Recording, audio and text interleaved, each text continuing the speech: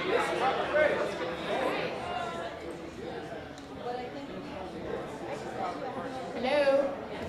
Hi. This is up pretty high.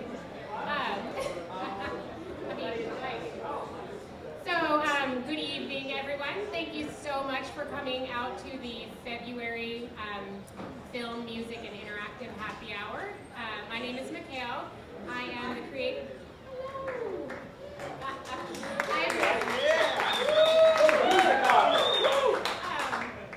I am with, as Porter just said, the Office of Film and Music, and I am super excited and thrilled to have tonight a former colleague and a very dear friend of mine, Chris Porter.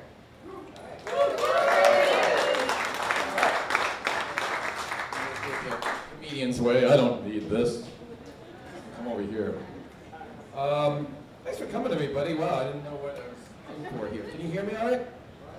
Well, I can like talk loud anyway. I need this.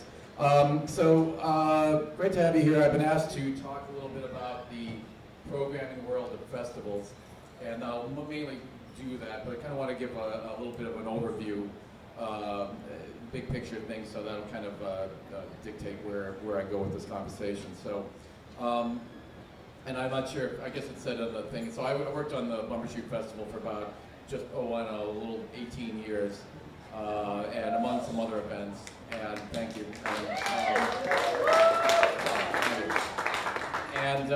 So I've been in the festival world a long time. Now, there are a lot of different perceptions of what festivals are, and I think, obviously the common thing is it's out in a big park or a big field out in the middle of somewhere, and they throw up some stages, and you have a bunch of bands and a bunch of food booths and beer and drink and all that, and under the sun, you're outdoors and everything, and there's your festival.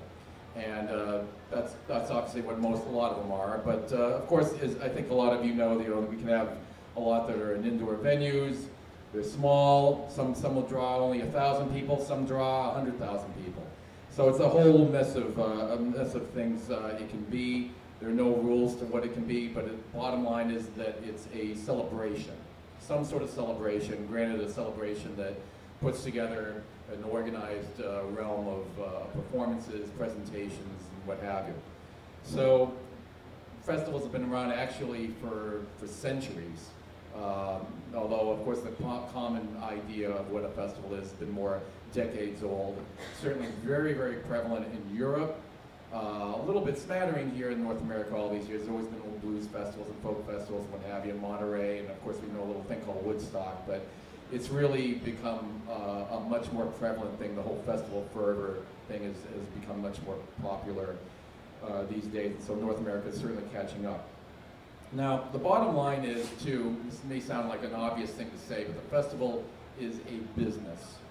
Unless it's one that's paid for by a billionaire, which hardly Strictly Bluegrass down in San Francisco sort of is, or has some significant public or school funding. It's there to attract as many people as possible that it can accommodate and sell tickets and make money. So I imagine a number of you are performers or you're performer representatives. You've got to make something clear that don't ever think that the festival there is there as a public service to make you famous or make you well known. That's just sort of like saying that a nightclub's there to entertain people and not really sell drinks and sell tickets. That sounds like an obvious thing to say, but I've had many conversations over the years with musicians who really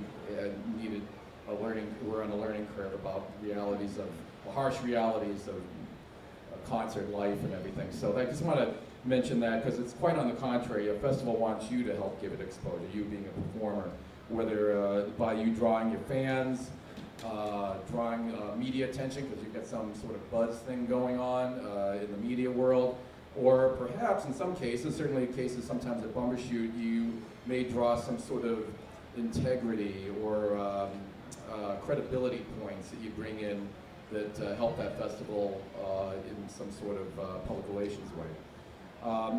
But about money, I mean, some festivals are certainly more aggressive about making money than others. And not to take anything away from it, you know, making money, we're all trying to do that, but you know, some of the festivals that are usually more aggressive about that are usually the ones that are run by AAG Live or Live Nation. But there've certainly been some smaller ones that have you know, made some money along the way as well.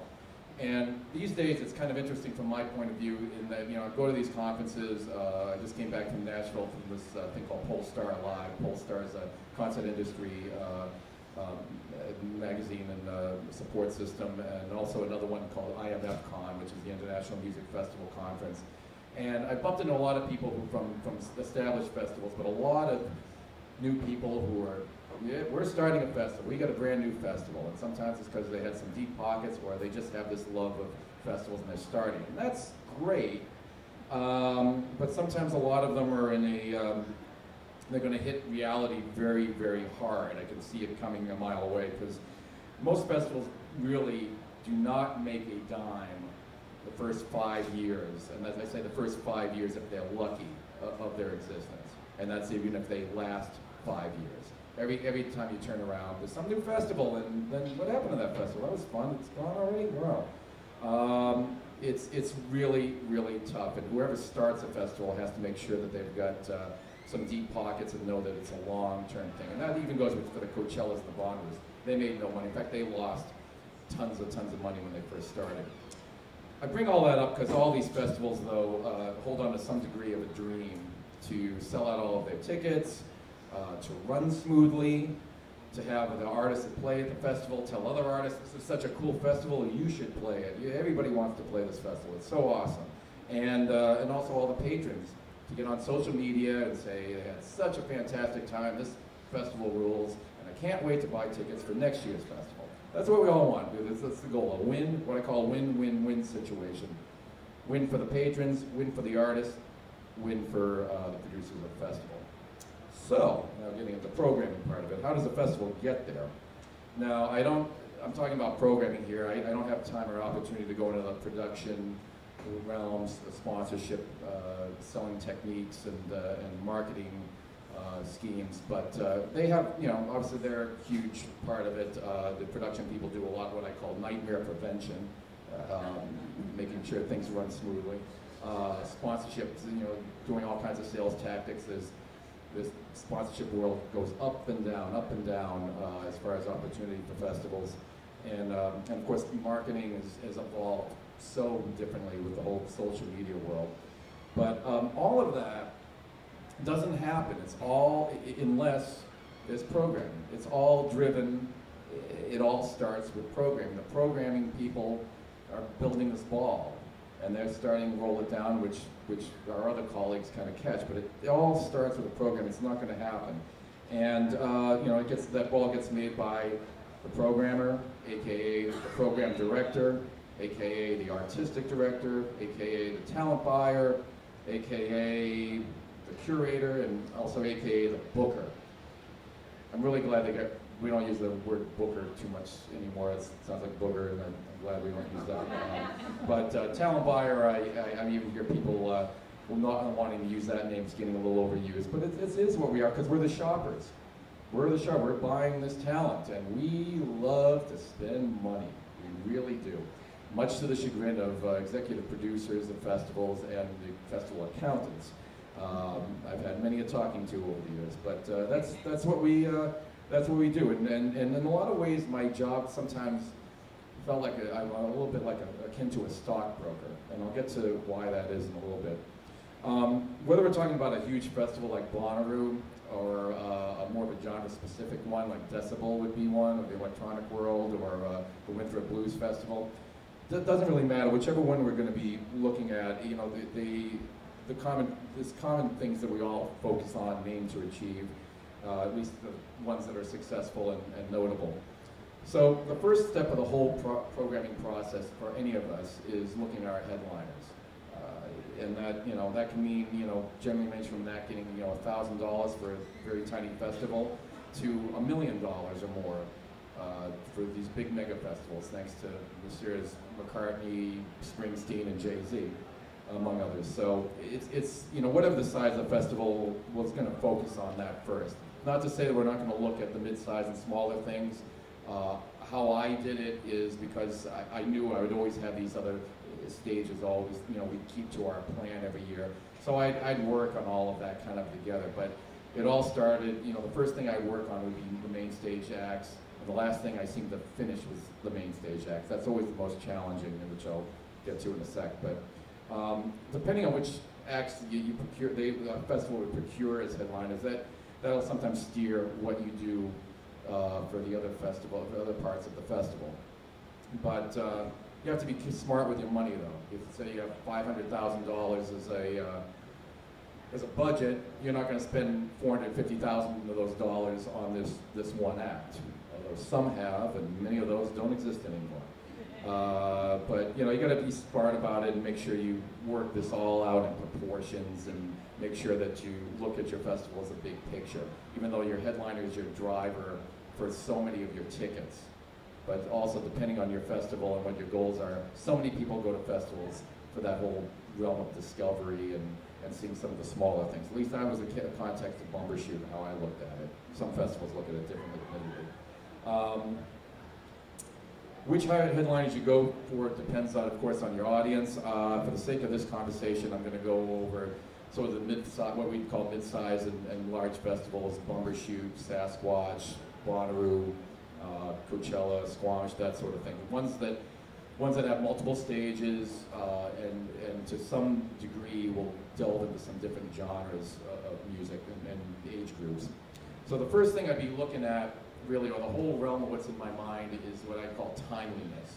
Who is timely to book? Why is, usually people talk about the buzz that an act will have. Who is timely to book? I'll give you some examples the last couple of years. Like in 2013, I booked the band Fun to headline on a main stage. Now, that one was a little tricky because they had some hype earlier in the year, so and they were one of our first bookings, so it was in this was like toward the end of 2012, I booked them. And human beings, especially in this sensory overload world we're in with media and everything, they're a little fickle, and I had to think, in 9 months, are people going to care about this band?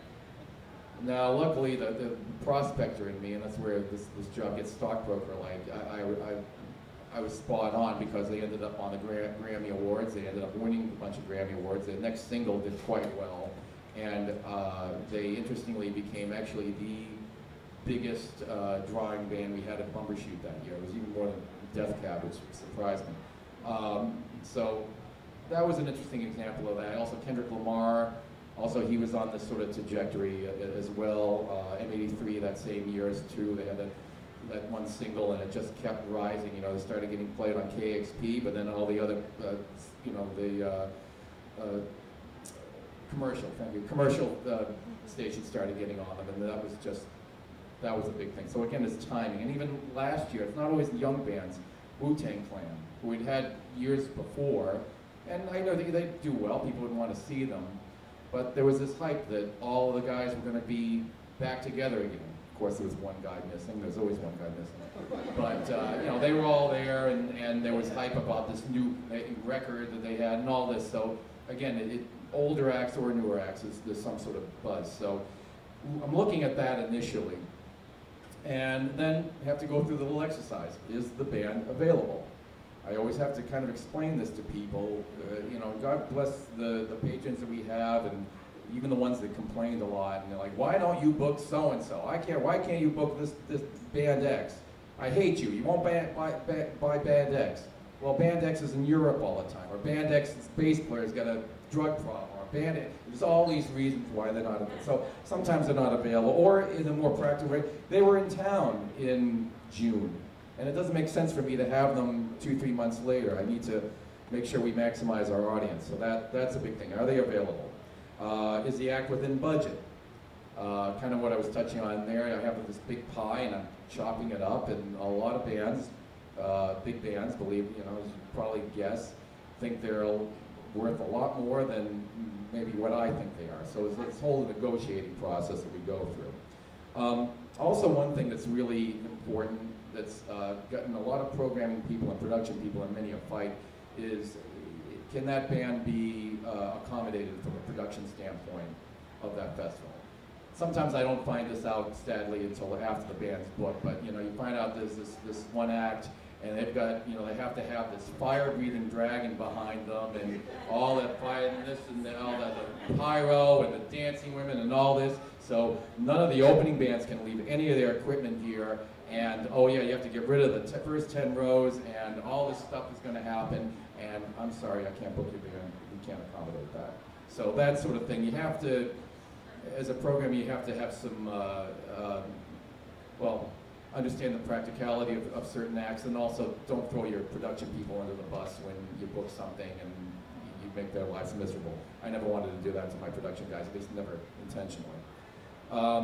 And then also, as I kind of touched on to the other D, so to speak, the fourth thing is recent attention, album, social media rise, there's some airplay, and this is where I'll go in the stockbroker comparison.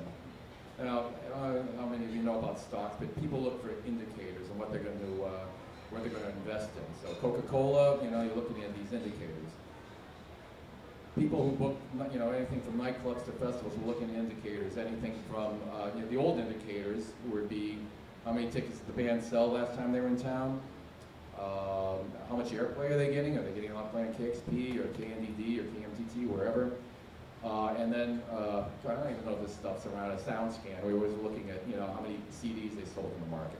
Those are all valid indicators now, but then there's a whole slew of other things that social media does. Vimeo plays, YouTube plays, legal downloads, illegal downloads, Facebook friends, Facebook likes, Facebook, Twitter, etc., all this whole thing. I had a couple of websites. One was called Music Metric, which actually isn't offering the service anymore, which is too bad. I liked what they did better, but also another one called Next Big Sound. And there's other realms you can look at that'll boil all this information down. Now, it couldn't be an end-all, be-all for why I booked something, but it was a tool. It was a very eye-opening tool, and I'll give you an example of that. In 2012, I booked a guy named Mac Miller, a hip-hop artist, for our main stage. Now, in that year, I'd say anybody over the age of 26 years old, barely if they knew at all who Mac Miller was. But I knew that every single kid, high school kid in the Seattle metro area, knew who Mac Miller was. And there were over 12,000 people to see the guy. And if you looked at those old indicators, his album debuted at Billboard #1 one day, and then it was totally gone about 3-4 weeks later. But he kept putting out product, and it was all this under the radar thing. And if I had gone through the old conventional wisdom, that would have gone right past me. And we ended up booking them, and it's those kind of things that I had to be very cognizant of that whole sort of invisible parallel universe going on about booking an act like that. Now that's not to say that works for everybody. Older demographic acts, like booking the Replacements last year, or Hart, or Tony Bennett, or certain acts that we have like that, or Mavis Staples, they're not as socially media driven. So why I would pick somebody like that kind of varied. I mean, a lot of times we're booking somebody like that because of educated hunches or certain aesthetics. I was looking for a certain kind of act, and I knew it was a good quality act. And even for younger acts, I'd go through that exercise. My head was always churning and all this stuff. Analytics to gut feeling to reality, all these things were all in my head. But it was interesting with older acts of just having that name recognition. It's the same reason, like recent years I booked anybody from the Zombies or Meat Puppets, or Mavis is a good example, Mavis Staples, where normally if they came into town, they might sell like 300, 500 hard tickets if they came in and play a club. But in the festival context, because they had that sort of recognizable name, I've heard of the Zombies. Yeah, I used to like all those old records. From these people, we never usually go to see them. But in the festival, yeah, why don't we go walk over there and go check them out? And the Zombies, everybody I just mentioned played to 4,000 to 5,000 people when they came. So that's like kind of an eye-opening thing. And some festivals it works that way. It certainly did at Bumbershoot. So all festivals that program current recording, though, going back to the younger stuff, particularly acts that draw 15 to 30-year-old crowds, we're all the festivals, all of us are going to that great department store of talent and fighting over those same Christmas gifts. We're all fighting over the new Xbox or the Tickle Me Elmo doll or whatever the thing is this year that everybody's going nuts for at Christmas. we're all fighting over a lot of things. We all wanted that Outcast reunion. We all wanted the Replacements reunion. We all wanted Lord. And this is why if you ever look at a lot of different festivals that happen all over the country, all over North America, you see a lot of patterns. You see a lot of the same acts playing over and over again. And you know, that's because that's who's available and that's who's got all that buzz. Most acts that I ever lost an opportunity for wasn't really so much because Sasquatch or Capitol Hill Block Party had them, no. What I usually lose out on them is because they were in Europe. So that kind of thing is also happening. We're all also fighting over Europe and what they're doing, and you know, we're in the planet that act is. So now to ratchet it down a little bit, like how does a festival, you know, how does a newer or rising act get on a festival? Now the whole thing is sort of a similar process, a similar thought process that I had about the headliners. You know, I'm still going through, you know, some of that stockbroker stuff, but I'm going through some more aesthetic concerns, hunches. Also, you know, what's bubbling under, what buzzing act is going to mean something in 6 months, but also how's that act going to help with the flow of the festival? Are they going to be something that's going to be memorable for people? Also, maybe is this act kind of a good investment in the future? Kendrick Lamar was a perfect example of that. You know, I paid him, I think, $3,000 to open up for Big Boy in 2011, I think it was. And his star just risen, and he and his management team were very, very appreciative of that. And we were blessed to have them headline a really great special show for us 2 years later. And I can bring up, you know, local band, you know, more regional act situations like that too. Now, most acts, you know, you'd love to play a festival. You know, lesser known acts can pitch themselves like they would with any venue or anything, pitch yourself to a festival, but know that I would get literally like about 2,500 submissions between the lists I'd get from the agencies submitting to the local bands sending me something on email or Sonic Bits or whatever. Like over 2,500 ideas for the 110 to 120 slots I had. That's pretty daunting and time consuming, and you really have to, so like 1 in 25, 1 in 30 bands is going to get picked of everything that got pitched to me. And actually probably less chance if you really don't have much going on in your career as far as, you know, making a splash out there. So all I can impart to any band, and you know, forgive me if it sounds cliche, but it's the reality. It's just to keep doing what you're doing. You know, practice a ton, play out as much as you can, play out as smart as you can. Word will get out that your audience is building, and that and that, you know, more attention is being brought your way. My job, as it is with a lot of programs and festivals, is we're supposed to pay attention to that. And you know, if we're not paying attention to it, then we're being a bad programmer.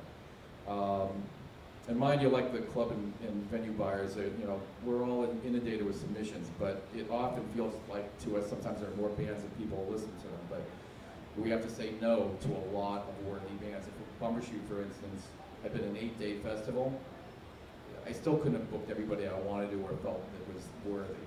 I wish it could, you know, if it was every day, you know, in a year I could have filled it up, but it just can't, you know, it's impossible. But always, I think the best programmers would always aim to keep in mind those people and keep the relationships going, that so hopefully in about 2, 3, maybe even 4 years, we have a slot for it. So I know I'm kind of at that time, yeah, so anyway, I could have gone on for hours, but that's everything in a small nutshell. We've got a few minutes, so does anybody have questions or comments? Yes? So you book bands for Bumbershoot, and then once you get there, how do you determine like who's playing at what spot at what venue? And also, do you look at bands and say, gee, they have sort of the same people who might want to see them? And great question. Yeah. It's juggling and putting a jigsaw puzzle together all at the same time. And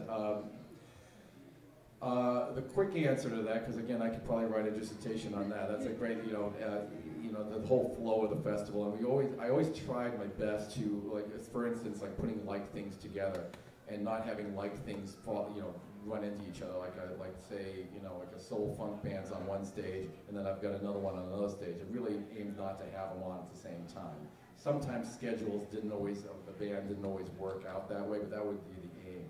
And sometimes we put sort of thematics together on some of the stages. Sometimes it was very subtle, sometimes it was very purposefully, like, you know, putting like a world global music bands together and all that. It sort of depended on, a whole host of factors. I mean, generally we'd have some of the bigger bands on later, like any festival. But sometimes it made sense from a line, this is where I'm working with my production guy, of a crowd egress and line, situation. Sometimes it behooved us to have some bigger bands on a little earlier, depending on what stage I'm talking about. It was all kind of a flow, and you're looking, I'd have this grid that I'd plug everybody in, and I just stare at it. And like, oh, that shouldn't happen there. We're going to move that over and move it around just like so. There's like one thing I would try to do too, since Bumbershoot was such a varied festival, and the old conventional wisdom in the old days would be like, okay, we have 3 reggae bands, well, we'll put them all like one on each day, so everybody would come all 3 days. But we're finding like, in more recent years where people really want more bang for their buck, that doesn't work. They're only going to go maybe 1 or 2 days. Try to have some of that light thing. So for instance, last year, Saturday tended to be a little more of a hip-hop heavy day. Sunday tended to have a little bit more, bands that would draw a 40-something crowd. That wouldn't be exclusive on those days, but I try to do that so people would feel, more behooved to come that certain day. How important is the promotional package, like the video and promotional materials for a band or a group versus the Facebook likes, notoriety? Well, it all goes in the mix. I mean, promo material, first off, I mean, I hope, don't send anything to anybody. I mean, this is all email and everything. Every now and then I get some press packs. I'm like, why did you waste your time on this? Because I'm not going to get to it. I mean, I'm always telling people, just give me a link. Just give me a link to all this stuff. Now, granted, it's just like you're selling something, and there's ways to, more points you give, and if they're positive for your act, that's great. But then also, I'm so inundated with stuff that I almost get blind to it. It's almost like there can be a point where you get too much stuff to somebody. I think, the main thing is put your best foot forward. It's your resume, right? Essentially that you're getting a job, so you put that together. The main points. Here's some links to our website and our Facebook page. I include the Facebook page. Usually somebody would send me something, a little synopsis, a quick synopsis of what they do, and like 3 or 4 links. That's it.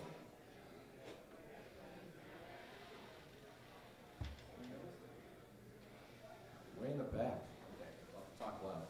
How much time has elapsed between the time that you choose the bands and the time that the bands actually get On stage? announced? They get announced when we book and How announce. far in advance? Okay, so the question was, how long? What's the time span from when they're booked to when we announce the band?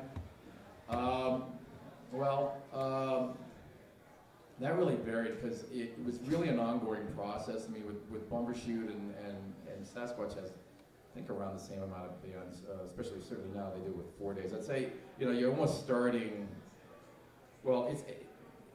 I'll start by saying the industry is getting, especially with festivals, is getting gradually changed. We would start earlier and earlier and earlier. When I got here in 1997, we just started like in February. We just got the ball rolling. Now, I mean, if I'm starting in February, I'm in trouble. I mean, now, and every year was a little earlier, a little earlier. It got to a point where I probably could have started like literally the week after the last Bumbershoot, but I didn't. And there's something to be said about leaning back and seeing what else is out there. But I would start like, October-ish. So, but it's an ongoing process. And just because I was starting earlier, I thought, oh great, I'll start earlier. That means I'll end earlier, right? Not necessarily. I mean, a little earlier. But, it would be an ongoing process from late October till,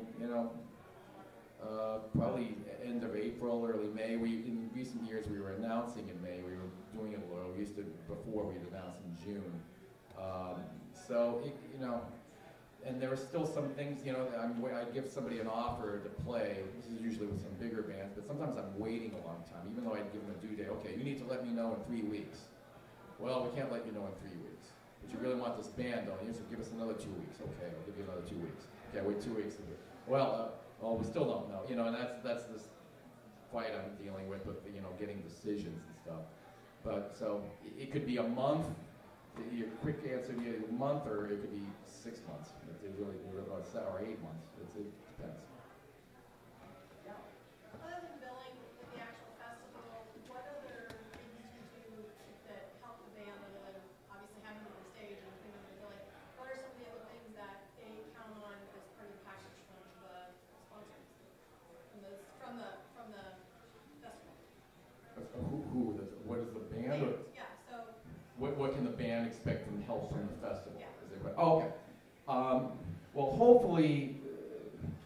festival's got a really good marketing team and everything, and they're working closely with that act to help promote them and everything, and all social media, all the ads and all of that. I mean, in the end, I mean, what a good festival does for an artist is put them in the right situation, put them in the right stage.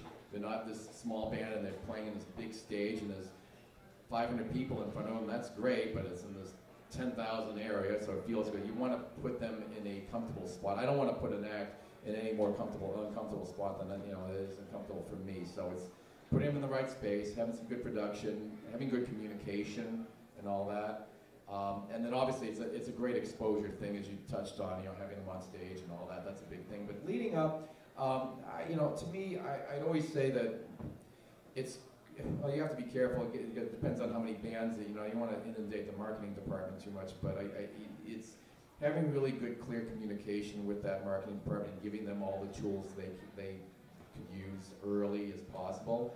Then, if they're really savvy and they're on it, they're going to, in turn, use that, and your band will get a lot more attention in the grand scheme of things than the other bands, because they'll be like, okay, such and such a newspaper wants to do an article on some local bands. I haven't heard from these bands, but your band got back to me. Cool, we'll put you guys together. So it's just being very proactive. It's about being proactive on both sides. Now, that depends on if the festivals got their shit together, but hopefully if they do, they'll help you out. Yeah. So you've been doing Bumbershoot, but at the same time you were doing WOMAD for a few years in Marymore Park and Concerts in the Pier. So it's a two-part question. Do you think there is festival fatigue, and if you don't, do you think Seattle's ready for more festivals? That's a question that comes up. Like I was saying earlier, like going to those conferences and everything. I mean, is there festival fatigue? And some people are afraid of it, and some people are kind of in denial on it. And I think it depends on which market we're talking about. I think there are places. I think in the Northeast there's plenty of room. Here, that's what I say. So here. It depends on what scope of festival. I think there's room for little festivals. And again, it depends on, I suppose define little festival. I guess it's something that's under 10,000 people. Big festivals, I don't know. I think, see, the thing is, if, WOMAD, those are kind of different animals in a very different time, because both of those there were some boom years in the late 90s, early 2000s. You had, dot-com boom. There's a lot of money being thrown around from sponsorship levels. WOMAD was tough because it kind of goes back to when I was saying 5 years you need, because WOMAD never made any money. It lost money every single year. But it was on to something. And it's too bad, because it had some deeper pockets and a good thing. I think maybe it would still be with us. Who knows? And the pier, well, they had to rebuild the pier and then finding another thing. So those are kind of different animals. But and the time in our world that we're in, there's so much more, which I think you're getting at. It's just like, is there too much? Are we at like critical mass on stuff? I wonder that. I don't have an answer exactly on this thing, but I would be wary to bring anything else in that's more than, say, needs more than 10,000 people a day, or even needs more than 5,000 people a day. I think right now, the prevalent thought is nationwide, and I think it particularly applies to here, because literally in the summertime, I feel like you go anywhere in Washington and Oregon, there's some festival or fair going on every single weekend somewhere. So to me, it's more the niche ones or something unique. Like and they kind of offer it in a unique place. Like one thing, I don't know how they're doing financially, but I'll mention I had a really nice time at the Timber Festival last year over in Incarnation last year that the Dove guys put on. Strangely, it was a park that never did a festival there. It was this really chill thing. And to me, it was kind of like all the people that used to go to Capitol Hill Block Party and either couldn't deal with it anymore or had kids. The timber was for them. So I don't know if Kevin and those guys had that in mind, this is what we're doing. I don't, if it was that pointed. But that's the kind of thing that I intrigued, and it was like a lot of buzz, like we all left there, like, yeah, this is really good, I think I'll come back here next year. And that's gold for a festival. So that's the $100,000 question, which festivals can figure that out and find that different thing. So I think, yes, there's room, but they have to be way more strategic than ever before.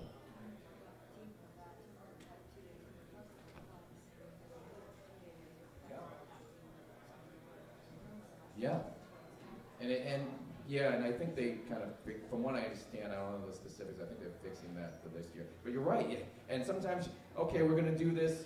I mean, that happens anytime. That even happened in Bumbershoot. I mean, in the 90s when I got here, I got the impression, you know, I moved here from Boston. I'd never, you know, seen Bumbershoot was such a unique thing, nothing like that, you know, anywhere in the country, really, arguably. And it seemed like people did one of two things. They either went out of town on vacation or they went to Bumbershoot. It was just like the things to do. Then, 3 years later, Dave Matthews starts doing his 3-day thing over at the Gorge. And then there's other stuff going on. And, you know, everybody's not so intimidated by, or you know, they're like, hey, there's more market to be had here, and they do things on the same time. So, yeah, scheduling's a big deal, you know, when you're doing a fest, you know, and unless you're, you know, pointed, granted there's some overlap of those crowds, and you have to be careful of that, you know. So that's a good point. But it'll be interesting to see how that works this year for them. If one were to try and build their career similar to yours and working in festivals and managing them, do you have any advice about how to get started in that industry? Work a lot for free. I mean, interning and volunteering, and I love Woody Allen's quote, 80% of success is just showing up. So just keep showing up and being that reliable person. You know, I slogged it out kind of in a different way. I mean, I was in the club world, but it's a very networky, you know, this entertainment business is very networky, and you meet people from all over, and it's just, whatever task, no matter how menial it may seem, do that as best you can, and get out there and meet people, and don't be shy to ask questions and things like this. So boom, you're already in the top 10 percentile of being, you know, getting to meet people. But that sort of thing, it's just getting out there and having a lot of genuine interest and energy. I think we have time for one more, or are we done? You're catching what? Okay, one more quick one. You said you negotiate with the larger national acts. Yeah. And so, for you, what did you use as a bargaining chip or leverage when you're trying to negotiate? My festival is so awesome. Why wouldn't you want to give me a discount? Come on. You know, I mean, my bargaining chip was opportunity. I mean, sometimes we had to, like, our Bumbershoot was, generally speaking, much less of a ticket price than most of the other festivals, especially the festivals that have come out in the last 7-8 years. Like the old timers would like come up to me and say, I remember in Bumbershoot it was free or $10. And I'm like, that was 35 years ago. Maybe you ought to get over it by now. But you know, but we've always been trying to be a little less. So that was, and then sometimes that was, I think some people like that, and they were like, okay, we won't charge you $200,000, and you work in our routing, and we know Bumbershoot's really great, and we love that it's in the city, and we have the reputation and all that. That just over time, that's a bargaining chip. But I mean, when I first started in the 90s, I used to have to sell the festival a lot more than I had to in recent years. And that just kind of, your bargaining chip's your reputation and what you've done and what you've proven.